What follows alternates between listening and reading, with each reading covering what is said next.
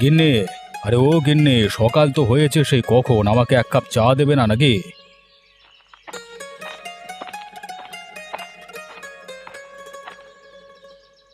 বাড়িতে তো আর চারটে দাসী বাঁধে রেখে দাওনি আমার জন্যে যে সকালে আমার সাথে তারা কাজে হাত লাগাবে। সব কাজ আমাকে একা হাতে করতে হয় বাপু। কি এমন কাজ করো তুমি? বাড়িতে তো মাত্র দুটো মানুষ থাকি আমরা, আর দুজন মানুষের কি এমন কাজ থাকে শুনি? ও, মানুষ দুজন হলে বুঝি বাড়িতে কোনো কাজ থাকে না? বেশ তো, তুমি তাহলে বাড়ির কাজ করো দেখি। আমি আজ থেকে আর কিচ্ছুটি করব না। আহা গিন্নি, তুমি রাগ করছো কেন? আমি তো বললাম দুজন মানুষের জন্য, বা আর কি এমন কাজ থাকে? বাড়িতে মেয়েদের যে কত রকমের কাজ থাকে তা তোমরা পুরুষেরা কখনোই বুঝবার চেষ্টা করবে না। একদিন যদি আমাদের পরিবর্তে বাড়ির সকল কাজ তোমাদেরকে দিয়ে করানো যেত, তবে যদি বুঝতে। সকাল সকাল কি শুরু করলেটা কি গিন্নি? এক কাপ চা চেয়ে তো আমি বিপদে পড়ে গেলাম দেখছি। চা চেয়ে বিপদে কেন পড়বে? উল্টো পাল্টা কথা বলে বিপদে পড়েছো। আজ দুপুরে আমি আর রান্না করব না। দেখি এই দুটো কাজ কে করে দিয়ে যায়। আমি তো এমনিতেই বললাম গিন্নি, তুমি তো দেখছি মনে হচ্ছে মনে নিয়ে ফেলেছো। আচ্ছা যাও যাও, তোমার জন্য আমি কাজের লোক রেখে দেবো, যাও। তুমি কাজের লোক রাখবে আর সে আমাকে কাজ করে খাওয়াবে? সে গুড়ে বালি আমার। এমন আশা তো কতবারই দেখালে। কি করব গিন্নি, এখনকার দিনে তেমন বিশ্বস্ত কাজের লোক পাওয়া যে দুষ্কর। হ্যাঁ, যার তার হাতে তো আর বাড়ির কাজের ভারপণ দেওয়া যায় না। থাক বাপু, আমি বুঝেছি। আমার কাজ সব আমাকেই করতে হবে। তুমি বসো, আমি তোমার জন্য চা করে আনছি।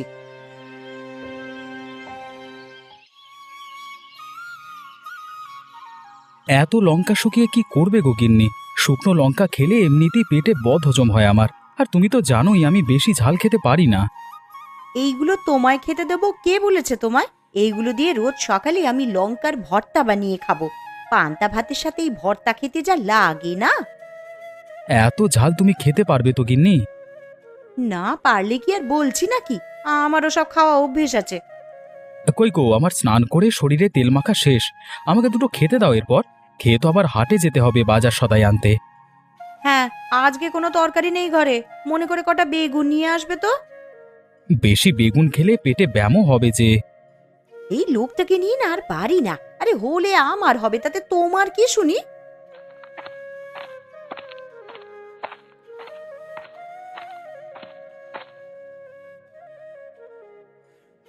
কি লছুরি, আমার বেমলের সাথে কি নিয়ে লেগেছিস শুনি? আরে দেখো না পিসি, আমি কত বেগুন আনতে বলেছি, তাতেই তার নানান অজুহাত। এই কোন হার কিপ্টের সাথে বিয়ে দিল আমায় বাবা? বেমলের মতন পাত্র পেয়েছিস, ওই তো তোর ভালো কপালের জোরে রে।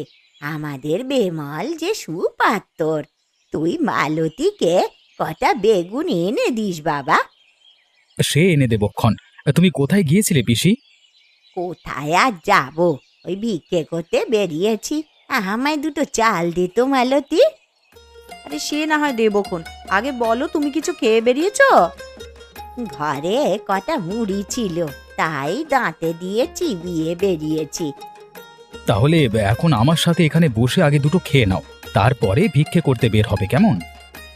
দেখেছিস আমাদের খোকা কত ভালো, তপস্যা করেও এমন বর পাবি নে। আচ্ছা আচ্ছা ঠিক আছে পিসি, তুমি গিয়ে বারান্দায় বসো, আমি তোমাদের জন্য খাবার নিয়ে আসি।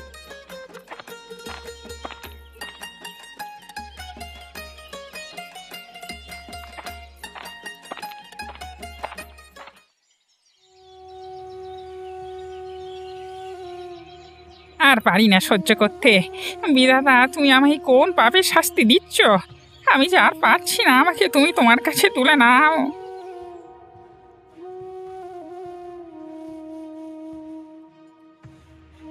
তুই এসেছিস মা, আমাকে এই জ্বালা থেকে মুক্তি দে। আমি যে আর বাঁচতে চাই না, আমার যে আর সহ্য হচ্ছে না। এইভাবে ভেঙে পড়লে কিভাবে চলবে মামা? আমি আছি তো, দেখো আমি তোমার কিচ্ছু হতে দেব না। তুমি আবার সুস্থ হয়ে উঠবে। তুমি সুস্থ না হলে আমার জন্য বুন্দিয়া লাড্ডু কে আনবে হাট থেকে? তোর কপালে আর আমার হাতের বুন্দি আর লাড্ডু নেই রে মা। বুদ্ধিমশাই তো সেদিন বলি গেল, আমার হাতে আর বেশি সময় নেই। তোমার কিচ্ছু হবে না মামা। এই তিনকুলে তুমি ছাড়া যে আমার আর কেউ নেই।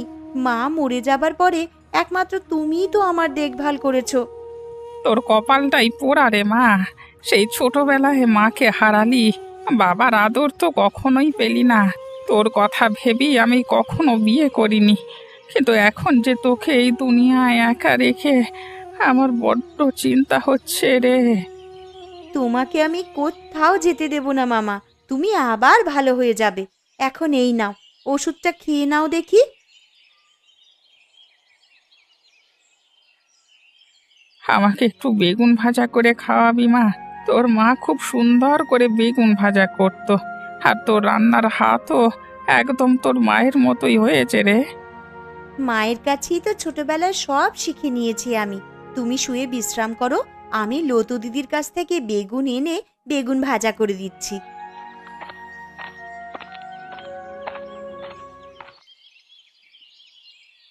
কতবার করে বললাম মালতীর থেকে আমায় দুটো শুকনো লঙ্কা এনে দে, তা কে শোনে কার কথা। আজ দুপুরে ঝাল ছাড়া তরকারি রেঁধে তবে খেতে দেবো তোকে। তাতে আমার বয়েই গেছে, তরকারিতে আমি ঝাল মোটেও খাই না। ঝাল না হলে তো আমার আরো ভালো হবে। তা পড়ার বেলায় তো মুখ দিয়ে একটা কথাও বেরোয় না, আর এখন মেয়ের মুখে একেবারে খই ফুটছে দেখো। আজ রাতে পড়তে বসে যদি চুপ করে থেকেছিস না, তবে তোর একদিন কি আমার একদিন দেখিস। পড়তে বসলেই আমার ঘুম পায়, তো আমি কি করব বলো তো মা? আজ দেখাবো কি করবি। পিঠে বেতে 2 ঘা পড়লেই বুঝতে পারবি। তোর বাবার আশকারাতে তুই একেবারে মাথায় উঠেছিস। উঠলে আমার বাবার মাথায় উঠি, অন্য কারো মাথায় উঠে তো আর নাচি না। দেখ ননি, দিন দিন তুই কিন্তু বড্ড দুষ্টু হয়ে যাচ্ছিস। দিন দিন তো বয়স হচ্ছে, এমন পাকা পাকা কথা বললে লোকে কি বলবে? কে কি বললো তাতে আমার কিচ্ছু যায় আসে না। আমি আমার বাবারটা খাই, লোকে আমাকে খাইয়ে দিয়ে যায় না। এই বাবার আদরে আদরেই দিন দিন তুই এমন দোষী হয়ে যাচ্ছিস। তো বাবা আমাকে আদর করবে না তো কাকে আদর করবে শুনি? না, তোর সাথে কথায় পেরে ওঠা যায় না একদম। আজ রাতে পড়তে বসে যদি তুই একটুও পড়ায় ফাঁকি দিস, তখন দেখাবো মজা।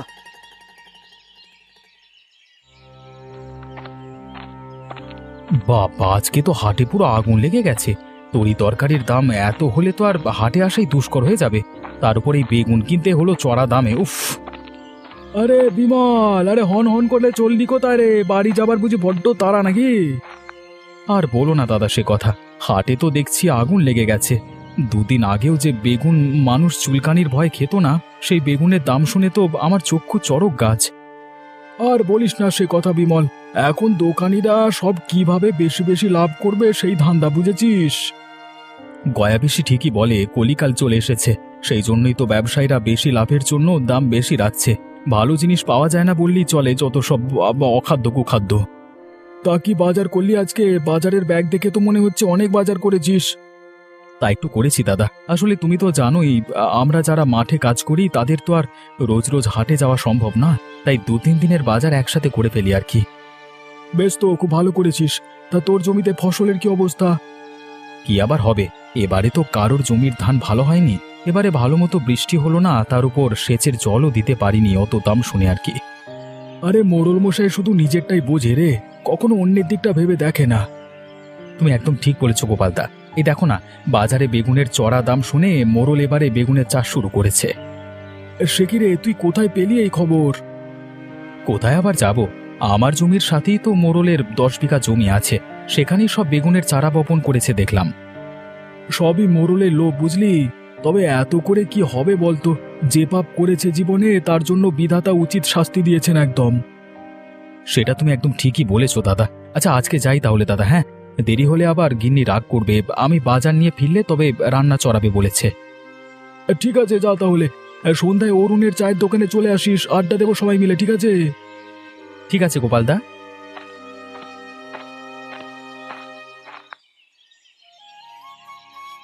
উহ, কি গরম পড়েছে আজকে।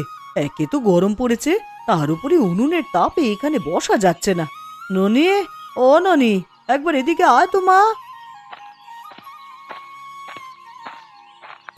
কি হয়েছে মা? আমায় ডাকছো কেন? আরে গরমে বড্ড জল তেষ্টা পেয়েছে আমার, তুই আমাকে এক গ্লাস জল খাওয়াবি রে মা? হ্যাঁ মা, আমি এক্ষুনি তোমার জন্য জল নিয়ে আসছি।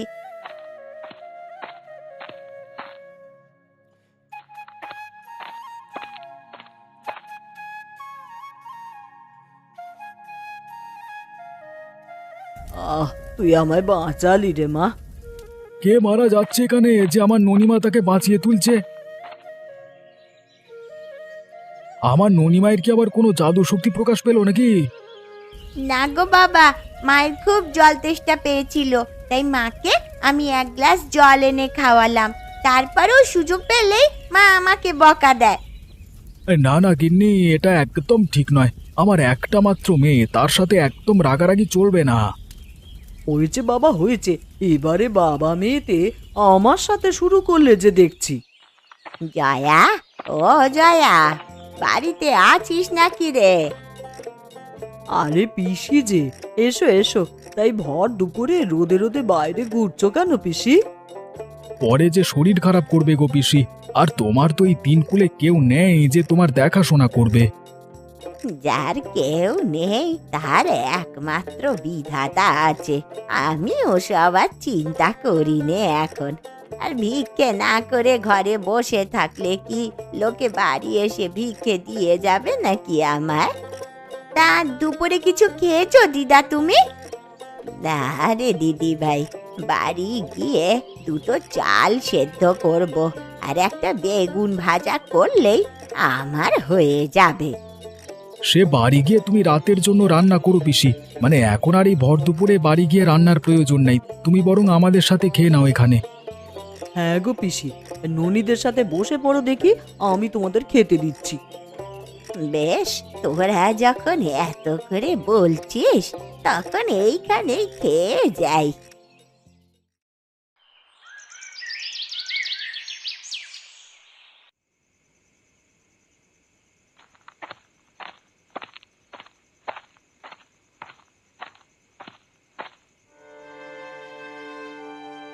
কি গো গিন্নি, এভাবে মন মরা হয়ে বসে আছো কেন? কি হয়েছে তোমার?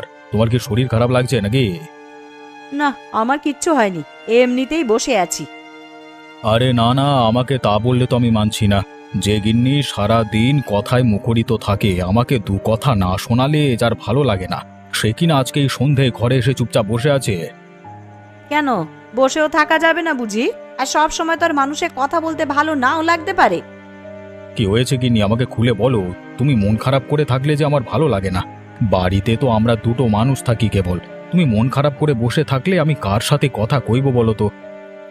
আমরা কি পাপ করলাম বলো তো, যার জন্য বিধাতা আমাদের এমন শাস্তি দিল? আমি তো কত মানুষকে সাহায্য করি, দান দক্ষিণাতেও তো আমার কোনো ত্রুটি নেই। ওই এক কথা নিয়ে তুমি এখনো পড়ে আছো? তোমাকে না কতবার বলেছি এসব ভেবে আর মন খারাপ করবে না। মন খারাপ না করে কিভাবে থাকি বলো? আজ পর্যন্ত কত কিছুই না করলাম একটা সন্তানের জন্য, কিন্তু বিধাতা আমার কোল খালি রাখলো। এই যে তোমার কোনো পাপ নয় গিন্নি, আমার অতীতের পাপের জন্যই বুঝি বিধাতা এই শাস্তি দিয়েছে আমাকে, আর আমার জন্য এখন তোমাকেও ভুগতে হচ্ছে। কি এমন পাপ কাজ করেছিলে তুমি যে তার জন্য আজ আমার এত বড় সর্বনাশ হলো? নিশ্চয়ই কোনো খারাপ কাজ করেছো তুমি, না হলে কেন বিধাতা আমাদের এমন শাস্তি দেবেন? হ্যাঁ গো গিন্নি, হ্যাঁ, আমি যে এক অধম পাপী। এই জীবনে আমি অনেক পাপ কাজ করেছি, আর সেই জন্যই আজকে আমার এই দশা। কি করেছো তুমি সেটা আগে বলো আমায়, আমি জানতে চাই কি এমন পাপ তুমি আমার থেকে লুকিয়েছো। এই যে কঠিন এক সত্য গো, তুমি কি সইতে পারবে গিন্নি? হ্যাঁ পারবো, তুমি আমায় সব খুলে বলো তো। তবে শোনো সেই কথা।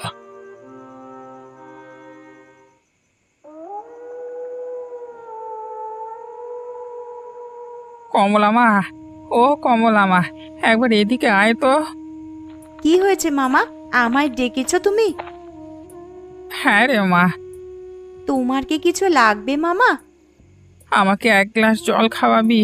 আমার যে বড্ড জল তেষ্টা পেয়েছে, মনে হচ্ছে গলা বুক শুকিয়ে কাঠ হয়ে যাচ্ছে। আমি এক্ষুনি তোমার জন্য জল নিয়ে আসছি মামা।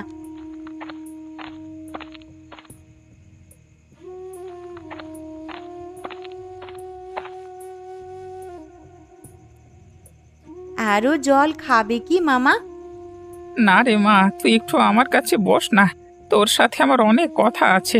এখন বলতে না পারলে যে আর বলবার সময় পাবো না আমি। কি বলছো মামা তুমি এসব? আমি ঠিকই বলছি রে মা, আমার হাতে আর বেশি সময় নেই। এতদিন তুই জেনেছিস তোর বাবা নেই, মারা গেছে, কিন্তু এটা মিথ্যে। কি বলছো কি মামা তুমি এসব? আমার বাবা বেঁচে আছে মানে? হ্যাঁ রে মা, তোর বাবা বেঁচে আছে। আমি তোর কাছে সত্যিটা বলিনি, কারণ তোর মা আমাকে বলতে নিষেধ করেছিল। তাহলে কি আমার পরিচয়, কি আমার বাবা? আজকে তোকে আমি সব খুলে বলবো, শোন তবে।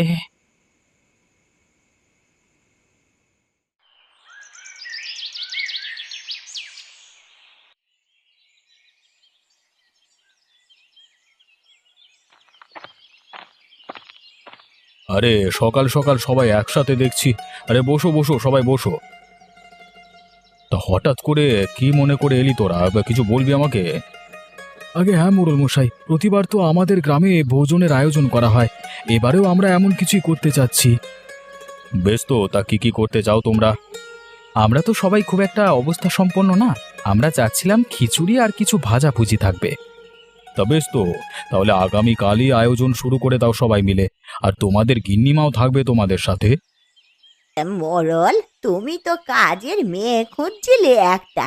আজ সকালে আমার কাছে একটা মেয়ে এসেছে থাকার জন্য, কিন্তু আমি তো নিজেই খেতে পাই না। তার যদি তোমার বাড়িতে একটু থাকার ব্যবস্থা করতে। বেশ, তো তুমি ওকে রমার কাছে রেখে যেও খুড়ি। বাড়িতে একা একা গিন্নি আমার মন খারাপ করে থাকে খুব, বুঝলে? আমি ওকে সাথে করেই নিয়ে এসেছি, ও বাইরে দাঁড়িয়ে আছে।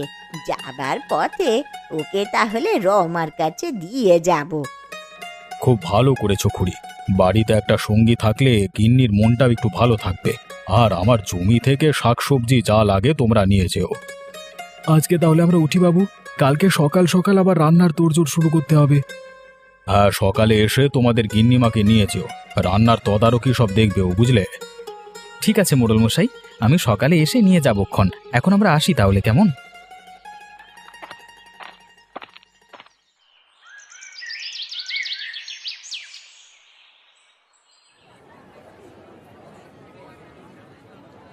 আজকে রান্না থেকে খুব সুগন্ধ ছড়াচ্ছে দেখছি। এমন সুগন্ধ তো অনেক আগে খেয়েছি বলে মনে হচ্ছে। আজকে যে সব রান্না কমলাই করেছে একা হাতে, আমরা সবাই পাশে বসে তাকে সাহায্য করেছি কেবল। মেয়ের রান্নার হাত পাকা আছে, রান্নার সময় যা ঘ্রাণ ছড়িয়েছে না, সত্যি মেয়েটার হাতে জাদু আছে বলতে হবে। এক হাতে এত লোকের রান্না তো করেছে, সেই সাথে সবার জন্য আবার বেগুনের ভাজিও করেছে। এত এত বেগুন ভাজি করেছে, মনে হচ্ছে গ্রামে আজকে যেন বেগুন ভাজির মহাভোজ চলছে। বেগুন ভাজাগুলো খেতে অনেক মজা হয়েছে। কমলা দিদি বেগুন ভাজি করার সময় আমাকে দুটো খেতে দিয়েছিল। তাই নাকি? তাহলে তো আমাকেও খেয়ে দেখতে হচ্ছে আর কি কি হয়েছে।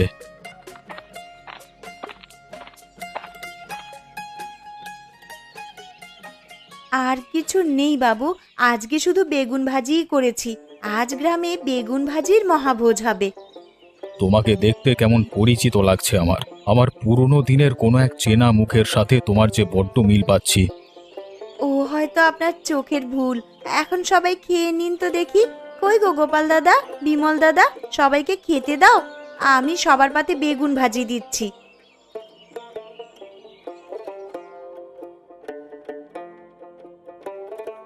এই যে আমার অনেক পরিচিত খাবারের স্বাদ। এই রান্না কে করেছে? কে করেছে এই বেগুন ভাজি? আমি করেছি বাবু। কে কে কে তুমি? আমি ইন্দুবালার মেয়ে। মনে পড়ে আপনার ইন্দুবালার কথা?